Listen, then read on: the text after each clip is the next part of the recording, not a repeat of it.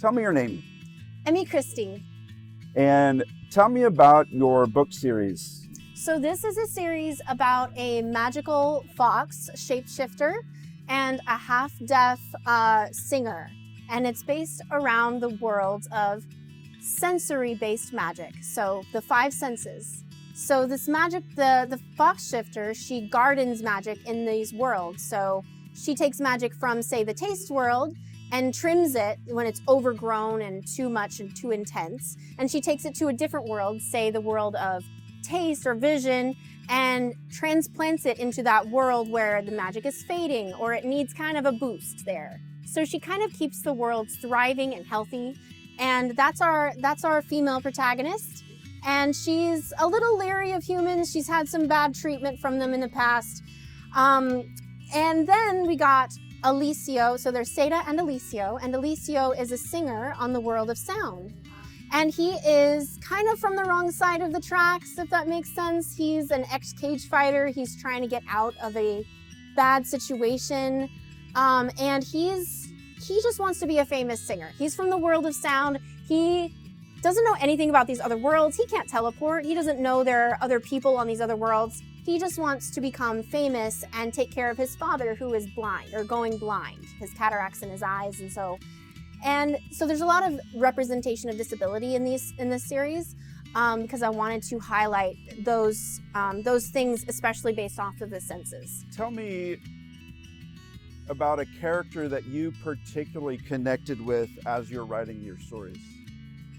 That would be my female character. She's neurodivergent in a way that she has ADHD. And so she kind of gets a little scatterbrained sometimes and hyper-focused in other areas. I have a hyper-focus issue when it comes to anything, really.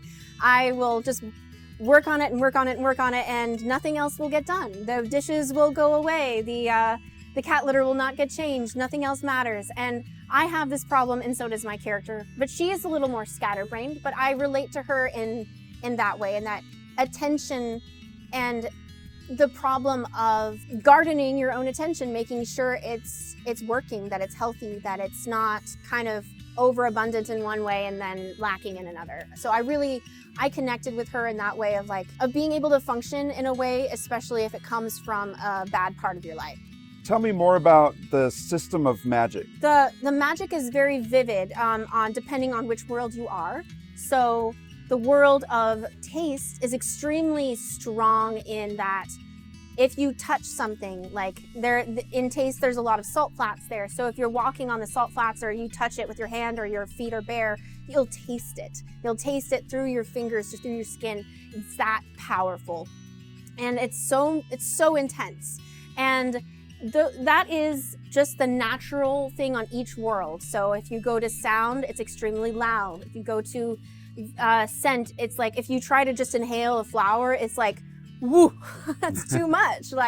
And a lot of those have specific effects. Some of if certain plants have other magical properties as well, depending on which world you're on. So that's what Saida, my main character, works with. She takes magics and she can maneuver them around. When it comes to humans, they have a different ability in that the humans can take that magic that base magic and shape it into something external.